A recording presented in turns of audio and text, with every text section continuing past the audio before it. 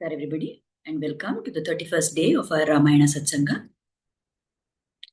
Lakshmi Natha Samarambham Natha Yamuna Madhyamam Asmadacharya Paryantam Vande Guru Paramparam Yo Nityam Achyuta Padambuja Yukma Rukma Vyamohatastaditarani Trinaya Mene Asmadguror Bhagavatosya Dayaika Sindhoho Ramanujasya Charanau Sharanam Prapadye आपदामपहर्तारं दातारं सर्वसम्पदां लोकाभिरामं श्रीरामं भूयो भूयो नमाम्यहम् यत्र यत्र रघुनाथकीर्तनं तत्र तत्र कृतमस्तकाञ्जलिं बाष्पवारी परिपूर्णलोचनं मारुतिं नमत राक्षसान्तकम् कूजन्तं राम रामेति मधुरं मधुराक्षरम् आरुह्य कविताशाखां वन्दे वाल्मीकिकोकिलम् वेदवेद्ये परे पुंसि जाते दशरथात्मजे वेदप्राचेत सादासीत् साक्षात् रामायणात्मना.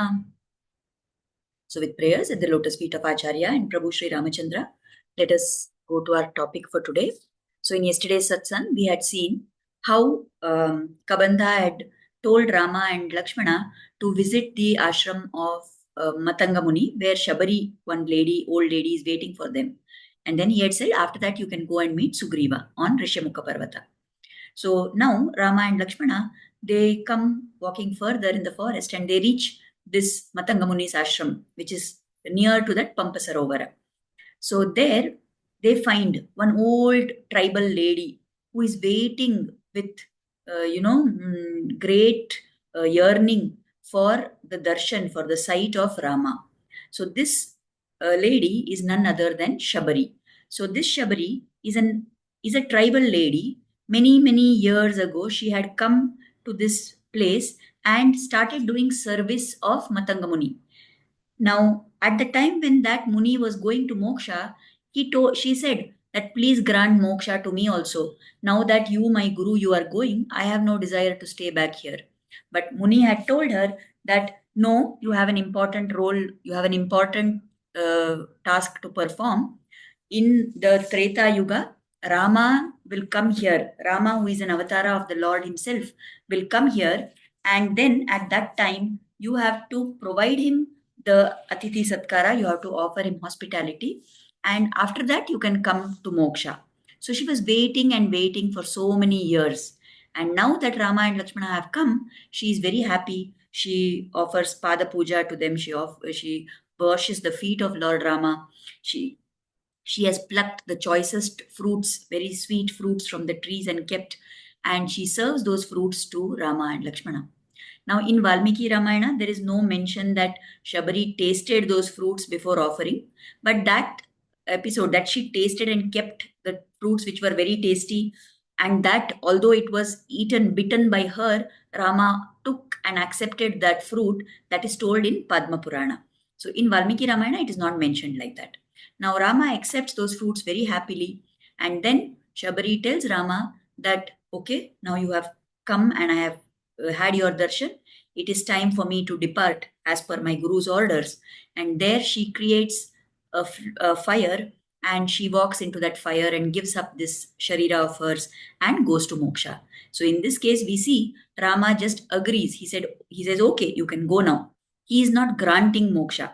To Jatayu, Rama granted moksha, but to Shabari, he is only a spectator. He stood there watching as she goes.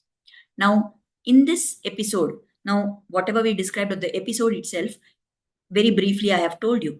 But there are certain aspects that during the conversation between Rama and Shabari, there are many things that we can learn from that. For example, when speaking with Shabari, Rama is asking her many questions. And if we see those questions, we come to know that these are the things which are expected for somebody who is on the sadhana marga. So first Rama asks her, he says, Kachitte nirjita vignaha, kachitte vardhate tapaha, kachitte niyata kopa, aharachak tapodhane. So he's asking her, is your whatever tapasya you are doing, is it going on well? Is it getting enhanced? Getting enhanced means, is it increasing? Vardhate tapaha. Is your sadhana getting increasing over time? That is what he's asking. Then he's asking her, are there are the obstacles which you are facing in your sadhana, are they reducing as you are going further and further? Is your anger getting controlled? Has your food intake and your ailments, have they been regulated? He's asking like this. Is it so that this is all happening? He's asking. So what we get from this, then further he says, Kachitte niyama praptaha, kachitte manasa sukham, kachitte guru shushrusha, safala charu bhashini. Oh, sweet speaking lady, have you achieved whatever are your sacred commitments? Have you kept your word to your guru? Is your mind feeling contented? Have you been doing Guru Seva with success? Like this, he asks her so many questions. So, what we can understand from this is these are like, milestones, or these are criteria which we can use when we are doing some kind of spiritual practice. We need to check and see whether we are getting to these stages or not. So, whatever Rama asked Shabari, they are typically the questions which are always asked to anyone who is on the marga of sadhana. Now, many times we find that we talk to different people, and when we meet somebody after a long time, we will talk with them. If they are our friends, they will say, how are you, what are you doing, how are you doing, and so on. If they are our parents, then they want to know, like, are we safe, are we happy, is everything going smoothly for us, and so on. Now, depending on what is our relationship to different people, there are different kinds of things that people are asking us questions about. But when we are doing sadhana, then our acharyas, our gurus, should be asking us these questions. Now, suppose we don't have a guru, then at least these are questions which we can ask to ourselves for our self introspection, for us to analyze how much we have progressed on the spiritual path. So, is our tapas increasing? Today, I am doing a particular amount of namajapa. Has it become more with time? Has my ability to concentrate my mind in the namajapa increased? Today I'm getting angry 10 times in a day. Has that after 1 month, after 2 months, has that come down to 9 times in a day, 8 times in a day? Over time, is my anger reducing? Then today, when I'm sitting and trying to do some sadhana, I'm trying to do japa and all, I feel my mind is wandering. But over a period of time, is it becoming easier for me to concentrate? Has the obstacle of my mind started reducing? More importantly, what about food intake and our physical health, our state of health? Has that been regulated? So, here, uh, regulated means what? Are we having control? So, normally, what happens is when we don't do any sadhana, we are totally focused on enjoyment with our senses. And this tongue is one which is very, drags us into the area of enjoyment. We want to have tasty food, we want to have variety of foods, we want to have spicy food, like that. But as we go further and further in our sadhana, if it is not happening by itself, we should at least take care and try to regulate our intake of food. Are we able to eat all kinds of food without thinking that I like this, I don't like that? Are we able to feel satisfied with lesser amount of food? Are we able to do without too much variety in our food? Is it that we can stay happy even if we don't get very tasty food? If the food is not too tasty, if it is bland, or it is not matching our likes and dislikes, are we able to not get affected by that? And what about our health?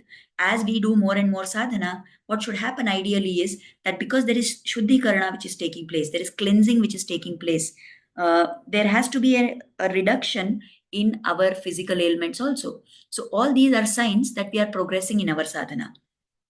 Then Rama is also asking her that how is your mind? Are you feeling contented? So if you are always having some kind of asamadhana, that means that somewhere your sadhana has not taken root. Over a period of time, it is required that as you do more and more spiritual practice, your mind should be able to find contentment. Right? And we should be doing Guru Seva. If we have a Guru, we will be doing more and more Guru Seva. These are all the questions that Rama asked Shabari. And they are questions for us to ask ourselves also. Now, what did Shabari reply to all these questions? She said, Adya prapta tapah siddhi tava sandarshanat maya adya me safalam janma guravaccha supujitaha. By having your darshana, your samadarshana, by having this pleasing darshan of you in front of me, today my tapascharya is accomplished. Now the purpose, safalam adyame safalam janma, today my birth, the purpose for which I took birth, that is completely fulfilled. And now, whatever I did puja to my mentors, to my gurus, whatever guru puja I did, all that has yielded its fruit today. Why she is saying this? Because Shabari knows that Rama is none other than the Lord himself. How is it possible that this Shabari could understand the true Swarupa of Rama? Because she has done so much Guru Seva, right? She has got so much affection for God. Because she has done Guru Seva, the Guru has blessed her with the ability to understand the truth of the Lord's Avatara.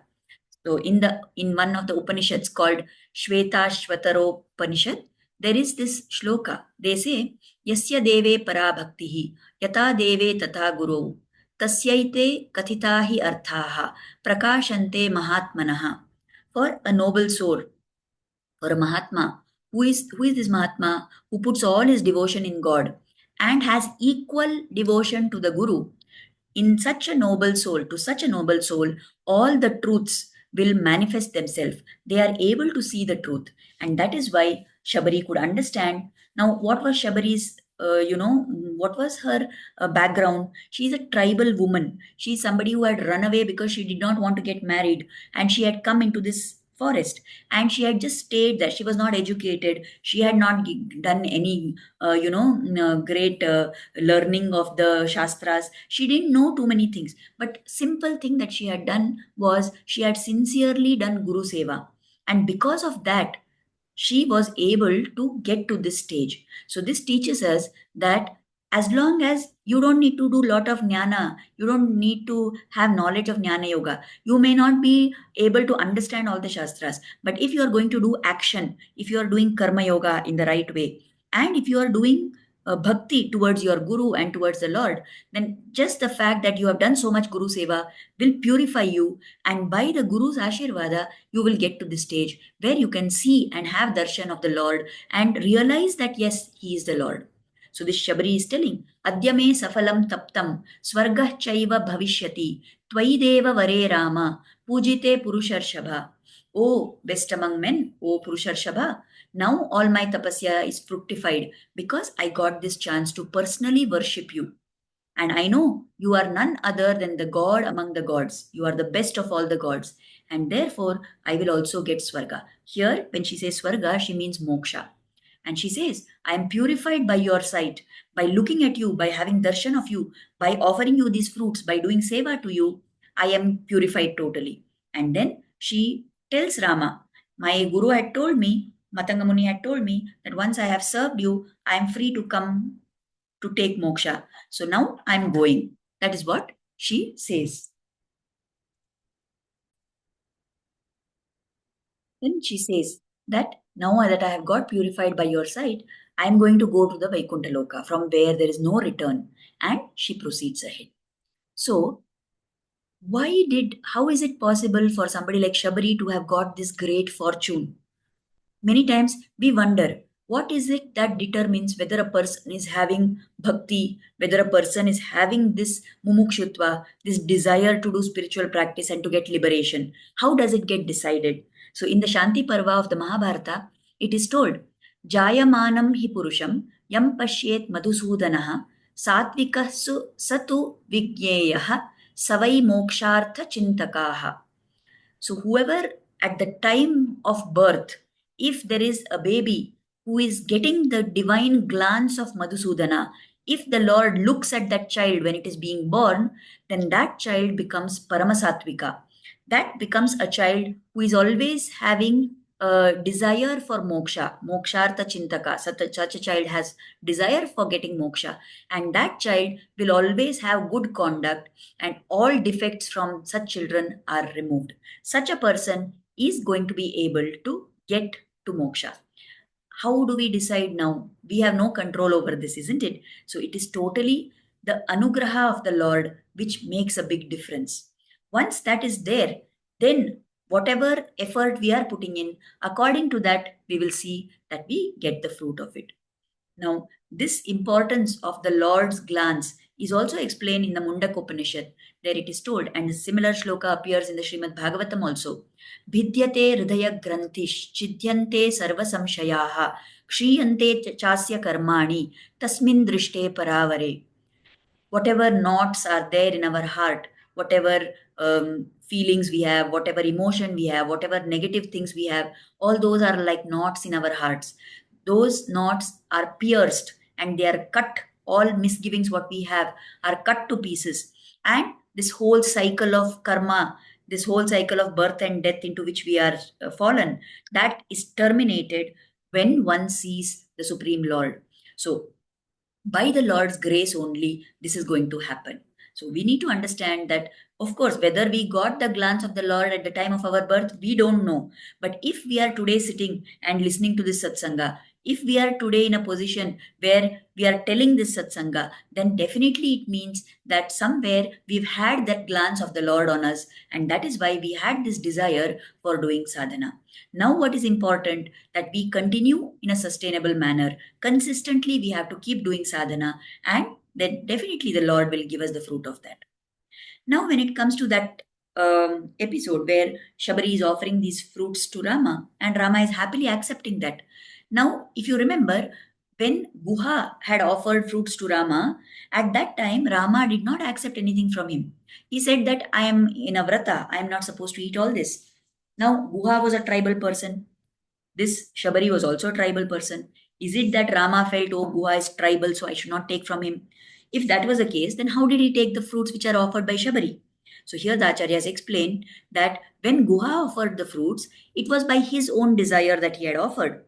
But here, Shabari was told by her Guru, and as Guru Agnya Palan, she offered the fruits. So that is why, although Rama was in the vrata of the Vanavasa, he took what was offered by Shabari because she was offering it through her Guru's Agnya.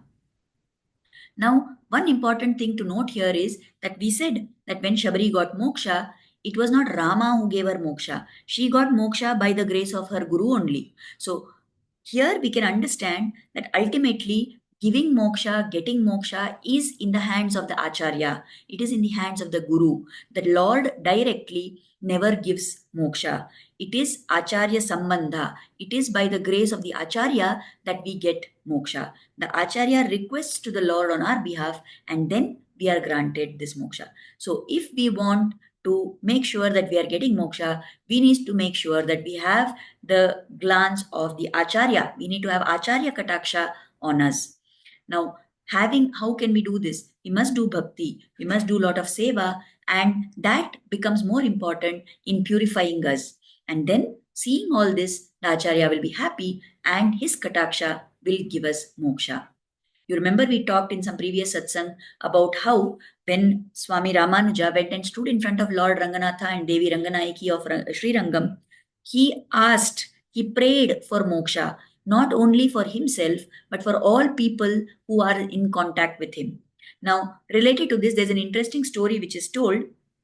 I'm not able to find out the name of the person who was involved, but once upon a time, we know that Swami Ramanuja was there for about 10, 12 years in Melkote in Karnataka, isn't it? When he was driven away from Sri Rangam because the king there was not willing to accept this Vaishnava philosophy and all that.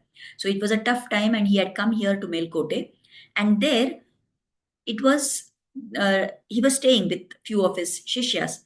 So one day, now in that Melkote, there was one singer who was a very beautiful singer, and he would sing so beautifully, and he had so much bhakti for the Lord that he would sing in front of the Lord, in front of Cheluva Narayana, isn't it? So he would sit in front of that Cheluva Narayana of Melkote, and he would sing.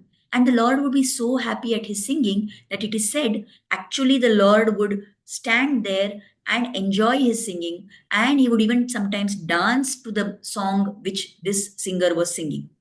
That was the level of connection he had with the Lord. The Lord himself would dance when this singer sang. Now, so what happened is this singer somewhere he developed a sense of ego, and he was having this ahankara that I am so great, I am so close to the Lord that he is dancing to my songs. So much the Lord loves me. And he had this ahambhava. And when Ramanujacharya came there, this singer, out of his ahankara, neglected the Acharya. So he always used to put him down, or he used to not give him the kind of respect that he deserved. So Ramanujacharya was fine with it because he is the great Acharya. He is not bothered about who is respecting him and who is not respecting, isn't it? But the Shishyas were upset that why is this person doing like this? Because it is told that if somebody neglects and disrespects the Acharya, who is very pleasing to the Lord has lot of affection and blessings on the Acharyas. So if somebody disrespects the Acharya, they are doing Bhagavata Pachara. So then the Lord will get angry with such people. So they were worried that poor that singer is going to suffer. So they wanted to, make sure that he understands how he is going wrong. So what they did is they went to Ramanujacharya and said, what can we do? How can we teach him this? So Ramanuja said that, okay, you go to him and ask him a question that whether Ramanujacharya will get moksha. So, because that Lord used to come and listen to him, isn't it? The Lord used to talk with the singer. He used to come and dance for him. So, he had that communication with the Lord. So, Ramanuja told his Shishyas that go to him and tell him to ask the Lord whether Ramanuja will get moksha. So they went and they told him, oh, he had a lot of self-importance. Acharya's Shishyas only are coming to me and asking. And Acharya is not sure of some information. He's asking me to get that. So he stood in front of next day when he was singing. And after the song was over, when the Lord was very happy, he asked that, like this, I have got a question. Ramanujacharya has asked that, will I get moksha? So what is the answer to that? So the Lord says, yes, definitely. Ramanujacharya is a great bhakta of mine. Definitely he will get moksha. So this singer listened to that and he conveyed it to the Shishyas. So they came back to Ramanuja and they said that, see, he has told like this. So then Ramanujacharya told them that, okay, fine, now this is one step over. Now you go to him again and tell him tomorrow to ask the Lord the question that, will I get moksha? I means that singer himself, right? So next day the Shishyas went and they told that singer that our Acharya is very thankful to you for getting the answer to that question. Now he has told us that we should tell you to ask the Lord whether you will get moksha. So this singer, he was very angry. He said, what are you talking? The Lord is my communication channel. He's talking to me. He's dancing when I sing. Definitely he's going to grant me moksha. How can you have such a question? So they said, no, no, but whatever it is our Acharya has told to ask, so you please ask for our sake.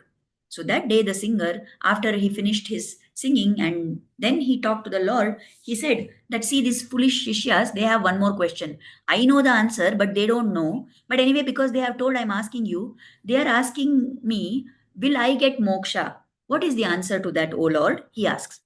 So the Lord says, moksha for you. I don't know anything about that. I have given all the responsibility of granting moksha to Swami Ramanujacharya. I am not doing any moksha granting and all that.